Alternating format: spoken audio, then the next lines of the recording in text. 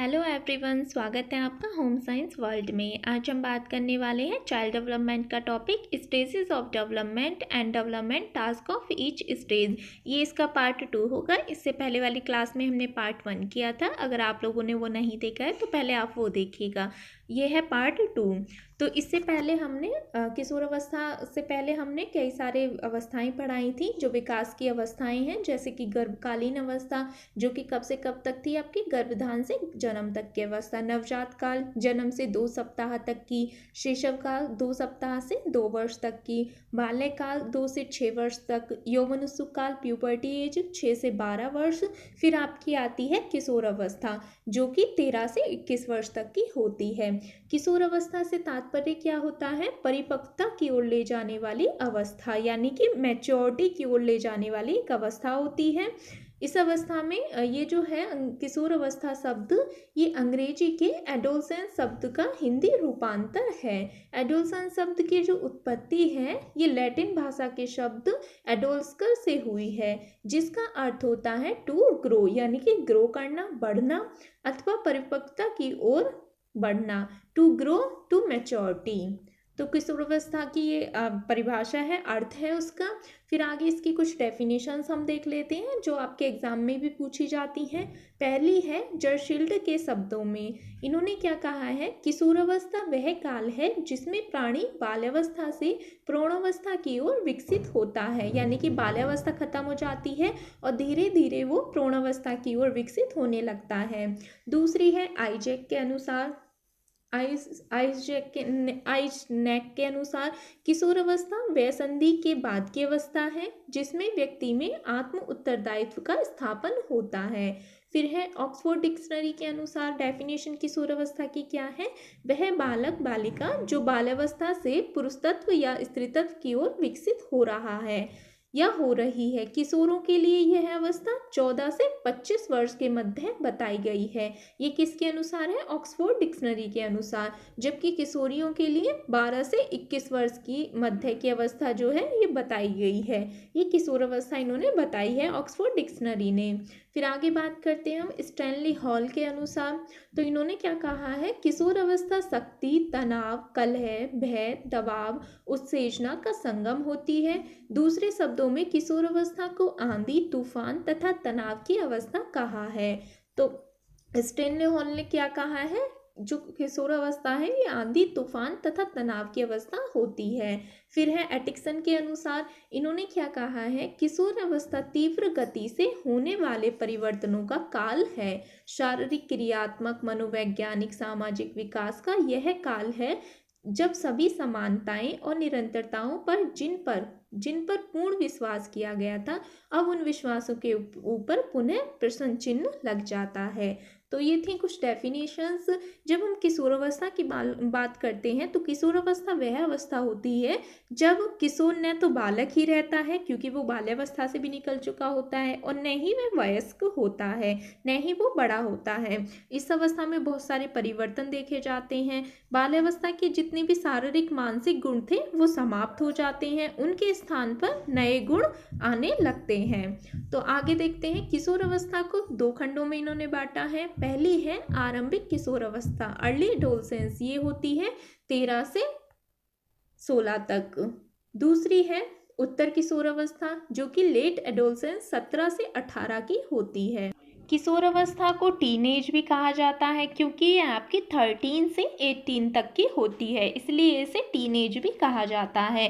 किशोर अवस्था में बहुत सारे तीव्र उतार चढ़ाव होते हैं। बालक अपने आप को स्थिर व सुरक्षित महसूस करते हैं और उनका जो व्यवहार है और रुचि है उसमें भी परिवर्तन देखे जाते हैं। किशोर समाज द्वारा स्वीकृत व्यवहारों, मान्यताओं के प्रति नए दृष्टिकोण स्थापित करना चाहते हैं, जैसे कि पुराने लोगों के जो भी विचार थे या फिर जो भी मान्यताएं थी उनके प्रति वो नए दृष्टिकोण स्थापित करते हैं। जीवन के प्रति जो उनके मूल्य हैं, दृष्टिकोण हैं, सभी में परिवर्तन देखा जाता है।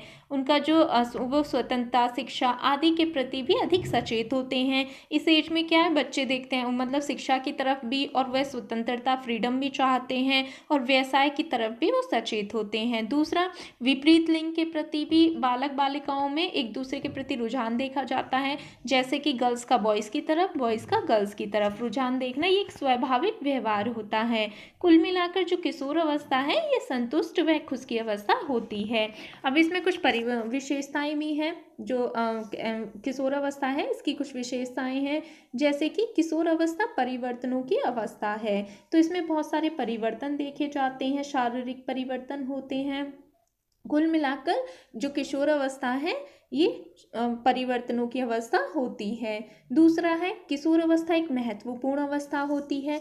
वैसे तो मानव जीवन चक्र में सभी अवस्थाएं महत्वपूर्ण हैं जितनी भी हमने पढ़ी हैं, किंतु कुछ अवस्थाएं जो हैं ये अधिक महत्वपूर्ण होती हैं क्योंकि इनका जीवन पर बहुत ही प्रभाव पड़ता है और अधिक समय तक ये प्रभाव पड़ता है। जैसे कि किशोर अवस्था में कोई व्यक्ति जो भी, जैसे स्टडी का, शिक्षा का ही ले लेते हैं हम एग्जाम्पल, अगर वह अच्छी पढ़ाई करता है, अच्छी शिक्षा लेता है, अच्छे गुणों को वो लेता है, तो क्या होता है उसका प्रभाव आगे तक पड़ता है। जो भी अवस्थाएं हैं यानी कि उसके जीवन पर उसका प्रभाव पड़ता है। कुछ अवस्थाएं में अपने शारीरिक परिवर्तन के लिए महत्वपूर्ण होती हैं, कुछ अवस्थाएं उनके मनोवैज्ञानिक प्रभाव के लिए महत्वपूर्ण होती हैं। लेकिन किशोर अवस्था जो है ये दोनों ही प्रभाव के लिए महत्वपूर्ण होती है, जैसे कि मनोवैज्ञानिक, शारीरिक, इन सभी के लिए महत्वपूर्ण होती है। फिर आगे देखते हैं हम, आगे है यह कामुकता के जागरण की अवस्था होती है। यानी कि जब हम किशोर अवस्था की बात करते हैं तो इसमें दो प्रकार की भावनाओं का विकास होता है। पहले प्रकार की भावनाएं जैसे कि समाज संबंधी होती हैं। आपने देखा होगा कुछ लोग समाज के प्रति बहुत ही वो होते हैं कि सोशल वर्क करते हैं, और कुछ ऐसे होते हैं जो कि कामुकता के प्रति उनका रुझान होता है। तो इस कुल मिलाकर जो यह एज है ये कामुकता के जागरण की अवस्था होती है। फिर बात करते हैं हम, फिर है आपकी किशोर अवस्था जो है ये समस्या की अवस्था होती है। किशोर अवस्था जो है समस्याओं से भरी अवस्था है। किशोर लड़के तथा लड़कियां इन समस्याओं से पार पाना मुश्किल समझते हैं। इसके दो प्रमुख कारण हो सकते हैं, जैसे कि पहला प्रमुख कारण क्या है, संपूर्ण बाल अवस्था के दौरान उनकी जो समस्याएं थी उन्हें सुलझाने के लिए उनके माता पिता शिक्षक होते थे। जो भी बाल्यावस्था में बच्चों को जो भी समस्याएं होती हैं तो वो अपने माता पिता या शिक्षक से डिस्कस करते हैं। लेकिन किशोर अवस्था में क्या होता है, किशोर खुद को स्वतंत्र समझते हैं, आत्मनिर्भर समझते हैं या फिर बनाना चाहते हैं, और वह अपने अधिकारों की भी मांग रखते हैं। तो ऐसे में क्या होता है, वह स्वयं ही अपनी समस्याओं को सुलझा लेने के लिए सुलझाना चाहते हैं, लेकिन वहीं उनमें इतना अनुभव नहीं होता है। तो कुल मिलाकर ये जो किशोर अवस्था है ये एक समस्या की भी अवस्था होती है। इसके दो अर्थ लगाए जा सकते हैं। प्रथम यह है कि किशोर अवस्था के किशोरों में अनेक समस्याएं होती हैं जिनका समाधान कुछ प्रकार आवश्यक है। इसमें जो है सामाजिक समूह को भी मान्यता होनी चाहिए, जैसे कि जो भी सामाजिक समूह में रहते हो तो वहाँ से उनकी जो समस्याएं हैं उनका निराकरण हो सकता है। तो कुल मिलाकर किशोर अवस्था एक समस्या की अवस्था है। दूसरा, जैसे कि बच्चे होते हैं वो अपने माता पिता से हर बात डिस्कस करते हैं, लेकिन जब हम किशोर अवस्था में आ जाते हैं तो बहुत सारी अपनी समस्याओं को छिपाने लगते हैं, किसी से शेयर नहीं करना चाहते। तो ये जो अवस्था होती है ये समस्याओं की अवस्था होती है। फिर एक डेफिनेशन और है बिग और हंट के अनुसार, इन्होंने क्या कहा है, किशोर अवस्था के समुचित अर्थ को प्रकट करने वाला एक शब्द है परिवर्तन। यानी कि ये जो किशोर अवस्था है ये परिवर्तन की अवस्था है, क्योंकि इसमें बहुत सारे परिवर्तन होते हैं, जैसे कि शारीरिक, सामाजिक, मनोवैज्ञानिक, ये सभी क्या है, परिवर्तन की अवस्था है। फिर आगे देखते हैं, किशोर अवस्था एक दुखदायी अवस्था है। किशोर अवस्था जो है वो किशोर इस अवस्था में दूसरों के लिए ही एक समस्या नहीं होता बल्कि उसकी भी अनेकों समस्याएं होती हैं। तो किशोर अवस्था ऐसी अवस्था है जो कि दुखदायी अवस्था है, जो कि एक स्वाभाविक है। आगे बात करते हैं, किशोर अवस्था वीर पूजा की अवस्था है। किशोर अवस्था को विकसित सामाजिक की अवस्था भी कहा जाता है। किशोर बालक समाज में अनेक व्यक्तियों के संपर्क में आता है, जिनसे वो कुछ व्यक्तियों के व्यक्तित्व से वह प्रभावित होता है। जब लोगों से वह मिलता है तो अच्छे लोगों से मिलता है तो उनके अच्छे गुणों, नैतिक गुणों को अपनाता है। इसी तरीके से जो किशोर अवस्था है उसमें बहुत सारे परिवर्तन होते हैं। अपने जीवन में स्तर को वो ऊंचा उठाने के लिए उन्हें आदर्श मानता है। जिन भी व्यक्ति से वे प्रभावित होता है उनके आदर्श, जैसे कि माता पिता हो सकते हैं, मित्र, शिक्षक, नेता या नाटकीय पात्र भी हो सकते हैं, वो उन्हें ही मानकर, आदर्श मानकर अपने जीवन को सफल बनाने की कोशिश करता है। फिर है बुद्धि के अधिकतम विकास की अवस्था। इस इसमें क्या होता है, जब बालक किशोरावस्था में प्रवेश करता है तब उसकी बुद्धि का उच्चतम विकास भी हो जाता है। फिर आगे बात करते हैं हम पढ़ने की रुचि। किशोरावस्था जो है इसमें क्या होता है, किशोर पढ़ने में अधिक रुचि लेने लगते हैं। विभिन्न प्रकार की स्टोरीज, उपन्यास, सिनेमा संबंधी पत्रिकाएं, कविताएं, इन सभी में उसकी जो रुचियां हैं वो बढ़ने लगती हैं। प्रेम कहानियां वो पढ़ना चाहता है। इसके अतिरिक्त नाटकों, फिल्मों, इनको देखकर भी अपने ज्ञान को बढ़ाता है। फिर बात करते हैं हम किशोरावस्था पूर्ण जीवन की तैयारी की अवस्था है। जब धीरे धीरे किशोरावस्था उसकी खत्म होने लगती है एक तरीके से, तो क्या होता है, वो पूर्ण अवस्था की तरफ जा रहा होता है। जब किशोर अवस्था में होते हैं तो इसमें बहुत सारे शारीरिक मानसिक विकास होते हैं। उनका प्रभाव व्यक्ति की शारीरिक मानसिक परिपक्वता पर भी पड़ता है, जिसके कारण उसकी क्रियाएं पहले से भी अधिक परिष्कृत हो जाती हैं। तो ये एक तरीके से किशोर अवस्था जो है पूर्ण जीवन की तैयारी की अवस्था है। फिर है सामाजिक सेवा की भावना। इस एज में क्या होता है, किशोरों में सामाजिक सेवा की भावना विकसित होती है। आपने देखा होगा बहुत से बच्चे हैं आजकल, वो सोशल वर्क ज़्यादा करना चाहते हैं ना, ये बच्चे ही जो हैं, तो इनमें बहुत सारे ऐसे आदर्श हैं जो कि सेवा भावना के उससे निर्मित होते हैं। फिर आगे बात करते हैं किशोरावस्था पहचान की अवस्था है। किशोरावस्था में जब बच्चा उत्तर बाल अवस्था की संपूर्ण टोली आयु के दौरान समूह के मानदंडों से अनुरूपता बच्चों के लिए अपने पृथक अस्तित्व से भी अधिक महत्वपूर्ण होती है। जब बच्चे बच्चों के समूह के साथ खेलता है तो उससे क्या होता है, उसे एक पहचान मिलती है। ऐसे ही जब वो अपने बड़ा हो जाता है, किशोरावस्था में होता है, तो समूह के साथियों के साथ जब वह रहता है तो खुद को वो एक पहचान देता है। समूह में किसी भी प्रकार की भिन्नता उनमें समूह से अलग होने की आशंका उत्पन्न कर देती है, इसलिए वो खुद को एक पहचान देना चाहते हैं। फिर आगे बात करते हैं हम भ्रूणावस्था, एडल्टहुड। ये आपकी कब से कब तक की होती है, तो ये आपकी 21 से 40 वर्ष की जो अवस्था होती है उसे हम भ्रूणावस्था या एडल्टहुड कहा जाता है। भ्रूणावस्था का जो शाब्दिक अर्थ होता है वह है परिपक्व हो चुकी अवस्था। यानी कि जब हम किशोरावस्था पढ़ रहे थे तो वो कौन सी अवस्था थी, परिपक्वता की ओर जाने वाली अवस्था। अब क्या है, किशोर जो है वो परिपक्व हो चुका है, वो भ्रूणावस्था में आ गया है, जो कि आपकी 21 से 40 वर्ष की होती है। इसका जो आरंभ है 19 वर्ष की अवस्था से आरंभ माना जाता है, जबकि बालक अपनी लगभग संपूर्ण लंबाई, शारीरिक, मानसिक, संवेगात्मक परिपक्वता जो है वो प्राप्त कर चुका होता है। यानी कि किशोर अवस्था तक बच्चे की लंबाई और उसके जो शारीरिक, मानसिक या जो भी उसमें परिवर्तन थे वो लगभग समाप्त कर चुका होता है, प्राप्त कर चुका होता है। अब इस अवस्था को 3 खंडों में बांटा है। पहली है आरंभिक प्रौढ़ावस्था। आरंभिक प्रौढ़ावस्था। दूसरी है मध्यकाल अवस्था जो कि 40 से 60 की है। उत्तर प्रौढ़ावस्था यानी ओल्ड एज, ये होती है 60 के पश्चात की अवस्था। पहली है इसमें प्रौढ़ावस्था देखते हैं हम। तो प्रौढ़ावस्था कब से कब तक की है, ये 19 वर्ष से आरंभ होकर लगभग 40 वर्ष तक की चलती है। इस अवस्था के अंत तक शारीरिक, मानसिक, मनोवैज्ञानिक भावनाओं का जो है लॉस होना आरंभ हो जाता है। प्रजनन क्षमताएं भी इस अवस्था में अंत तक कम होने लगती हैं। 40 वर्ष के बाद तक या 40 वर्ष तक जो भी प्रजनन क्षमताएं हैं वो भी कम होने लगती हैं या उनका अंत भी शुरू होने लगता है। इस अवस्था में विभिन्न प्रकार के समायोजन की अवस्था होती है, जैसे कि अपना फैमिली को बढ़ाना या शादी करना, सेटल होना, ये सब समायोजन की अवस्थाएं होती हैं। आरंभिक प्रौढ़ावस्था प्रजनन की अवस्था है तथा सामाजिक रूप से, व्यावसायिक रूप से स्थायित्व की अवस्था है।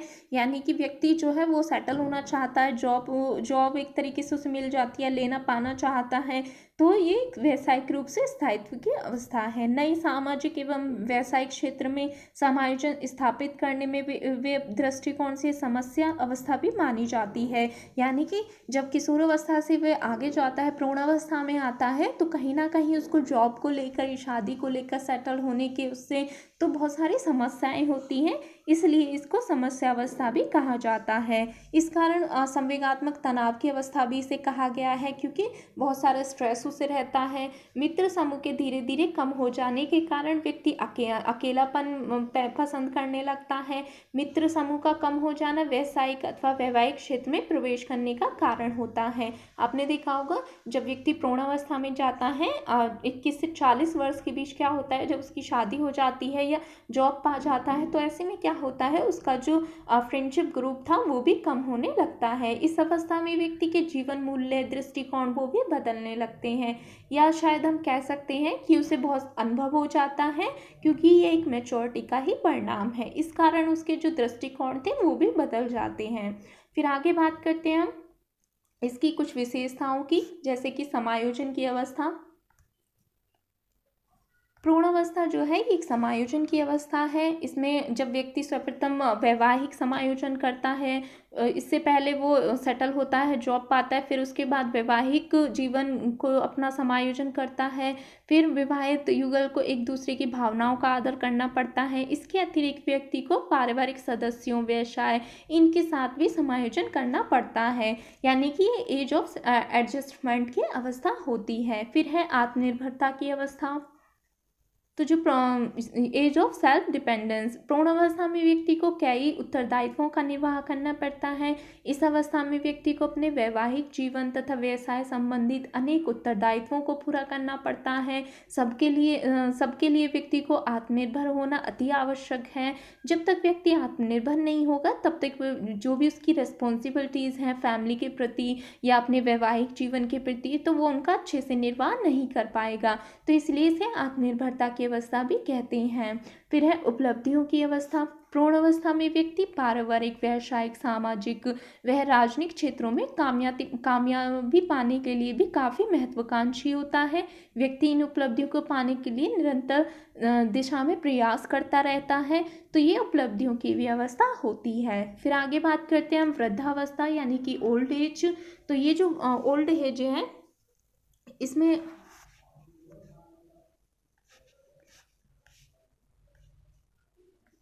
इसमें पहली है आपकी मिडिल एज। ओल्ड एज से पहले मिडिल एज आती है। तो मिडिल एज में जो कि मध्यावस्था होती है, ये कब से कब तक की होती है, 40 वर्ष से 60 वर्ष की जो अवस्था होती है ये आपकी मध्यावस्था कहलाती है। अब इसको जो मध्यावस्था है इसको आरंभिक मध्यावस्था, अर्ली मिडिल एज या एडवांस मिडिल एज, यानी कि 2 भागों में इसको बांटा गया है।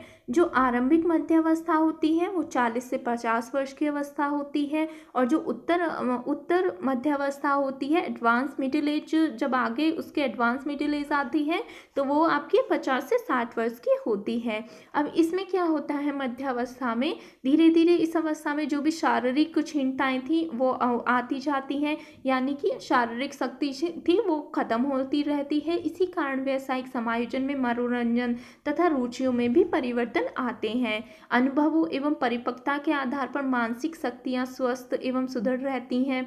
गतिशीलता तुलनात्मक रूप से कम हो जाने के कारण सामाजिक विकास का प्रभाव पड़ता है। व्यवसाय से विकृति हो जाने के बाद सामाजिक दृष्टिकोण में भी अंतर आता है। जब व्यक्ति का जैसे कि रिटायरमेंट हो जाता है जॉब से, तो उसमें कुछ सोशल दृष्टिकोण में भी परिवर्तन देखा जाता है। तो कुल मिलाकर इसमें बहुत सारे चेंजेस इसमें भी देखे जाते हैं। अब क्या है, इसमें बहुत सारी विशेषताएं हैं, जैसे कि शारीरिक एवं मानसिक परिवर्तन।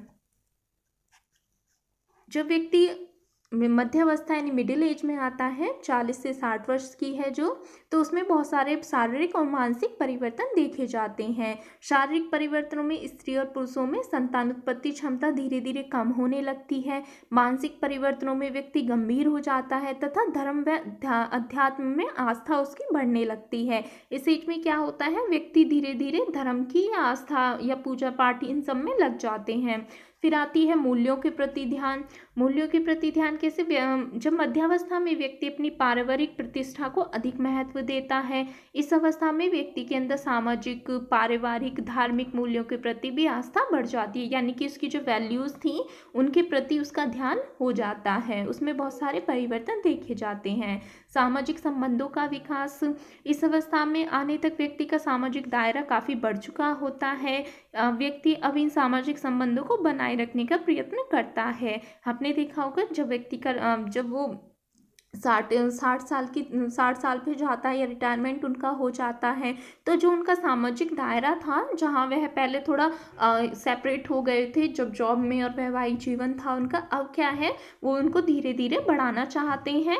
और सामाजिक संबंधों को बनाए रखने का वो प्रयत्न करते रहते हैं। फिर आती है वृद्धावस्था, ओल्ड एज, जो कि कब तक की होती है, ये 60 वर्ष के बाद आरंभ होती है और मृत्यु तक ये चलती है। इसे हम वृद्धावस्था कहते हैं। इसमें क्या क्या होता है, ये जो अवस्था होती है ये निरंतर शारीरिक विघटन की ओर ले जाने वाली अवस्था होती है। इसमें क्या होता है, जब वृद्धावस्था में व्यक्ति जाता है, धीरे धीरे उसकी मानसिक शक्ति या उसकी जो मेमोरी है वो भी प्रभावित होने लगती है, कहीं ना कहीं लॉस भी होने लगती है। बहुत सारे उसे बीमारियां भी, डिसीज़ भी देखी जाती हैं बहुत लोगों में, जैसे भूल जाना, अल्जाइमर देखा जाता है, किसी को पहचान ना पाना, भूल जाना, या कुछ कुछ चीज़ें भूल जाना, तो ये सभी चीज़ें इसमें देखी जाती हैं। 70 वर्ष की अवस्था के बाद धीरे धीरे पनपते जाते हैं कुछ रोग भी, बहुत सारी डिसीज़ होने लगती हैं व्यक्ति में, यदि वो खुद को अच्छे से नहीं रख पाता है और अपनी हेल्थ का ख्याल नहीं रखता है। धर्म के विश्वास व आर्थिक क्रियाकलापों में रुचि उसकी बढ़ती रहती है, किंतु आवश्यक नहीं है कि ऐसा प्रत्येक वृद्ध के साथ हो। ज़्यादातर जो ओल्ड एज में लोग हैं उनका धर्म में विश्वास देखा जाता है और जो भी धार्मिक कार्य होते हैं उनमें उनकी रुचि देखी जाती है, लेकिन सभी के लिए आवश्यक नहीं होता है। तो इसमें बहुत सारे विशेषताएं दी गई हैं। वृद्धावस्था की विशेषताएं, वृद्धावस्था पतन की ओर अग्रसर होती है। तो वृद्धावस्था में प्रत्येक व्यक्ति प्रत्येक क्षेत्र में पतन की ओर अग्रसर होता है। उसकी शारीरिक क्षमता जो है वो क्षीण होने लगती है, जैसे और मांसपेशियां, दांत, आंखें, पाचन क्रिया हो गई, उसकी श्वसन क्रिया, तंत्रिका तंत्र, इन सब की कार्य क्षमता जो है वो कम होने लगती है। धीरे धीरे व्यक्ति पतन की ओर अग्रसर होता है। वह पहले की भांति शारीरिक कार्यों में व्यस्त नहीं रह पाता, यानी कि वो जिस तरीके से पहले अपने कार्य को कर पा रहा था, जो भी उसके शारीरिक मानसिक कार्य थे, अब क्या है, वो धीरे धीरे वो क्षमताएं जो हैं उसकी कम होने लग गई हैं। फिर है मानसिक क्रियाओं का बदलाव। इसमें क्या होता है, वृद्धावस्था में विभिन्न मानसिक क्रियाओं में बदलाव देखने को मिलते हैं, जैसे कि बौद्धिक योग्यता हो गई, या उसकी जो रचनात्मक क्षमता थी, चिंतन तथा सीखने की क्षमता जो है ये धीरे धीरे कम होने लगती है। तो फिर है रूढ़िवादी दृष्टिकोण। वृद्धावस्था में व्यक्ति का अपना एक रूढ़िवादी दृष्टिकोण होता है। वे अपनी प्रथा, परंपरा, अंधविश्वास से जुड़े होते हैं। हर कार्य में अपने समय से तुलना करते हैं। आपने देखा होगा जब भी आप ओल्ड एज के लोगों के साथ बैठते हैं तो वो अपने टाइम की तुलना करते हैं कि हमारे टाइम तो ऐसा होता था, अब ऐसा क्यों नहीं है। तो वो कहीं ना कहीं अपने जो उनके रूढ़िवादी दृष्टिकोण हैं वो उसको बताते हैं, जो उनकी प्रथा या परंपरा पहले से चली आ रही थी उनको बताते हैं, और हर कार्य से अपने समय से तुलना करते हैं। ठीक है। फिर है सामाजिक दृष्टिकोण। सामाजिक दृष्टिकोण वृद्धावस्था में दोनों तरफ से नकारात्मक होता है, चाहे वह समाज हो, परिवार, मित्रों की तरफ से हो अथवा खुद के प्रति वृद्ध की तरफ से हो। ये समाज का एक अपेक्षित वर्ग होता है जिसे कोई भी प्यार से स्वीकार नहीं करता है, यानी कि इसमें बहुत सारे सामाजिक दृष्टिकोण से ऐसे परिवर्तन आते हैं जिसमें वृद्धावस्था में लोगों को, आपने देखा होगा, कहीं ना कहीं नकारात्मक रवैया अपनाए हुए होते हैं। तो ये सामाजिक दृष्टिकोण भी होता है। तो ये आपकी यहीं पे हमने सारे टॉपिक्स देख लिए। आज हमने इसमें किशोरावस्था पढ़ी। पहली थी हमारी किशोरावस्था, जो कि कौन सी है, परिपक्वता की ओर ले जाने वाली अवस्था, जो कि होती है 13 से 21 वर्ष की। फिर हमने पढ़ी प्रौढ़ावस्था। प्रौढ़ावस्था आपकी कब से कब तक की होती है, ये होती है 21 से 40 वर्ष की। फिर आती है आपकी मध्यम यानी मिडिल एज, जो आपकी 40 से 60 की होती है। वृद्धावस्था आपकी आती है 60 के पश्चात। तो ये हमने सारी अवस्थाओं के बारे में पढ़ा, जो भी आपके विकास की विभिन्न विभिन्न अवस्थाएं आती हैं उनके बारे में। यदि आपको कोई भी डाउट हो इस क्लास में या इससे पहले वाली क्लास में तो आप कमेंट सेक्शन में लिख कर भेजें।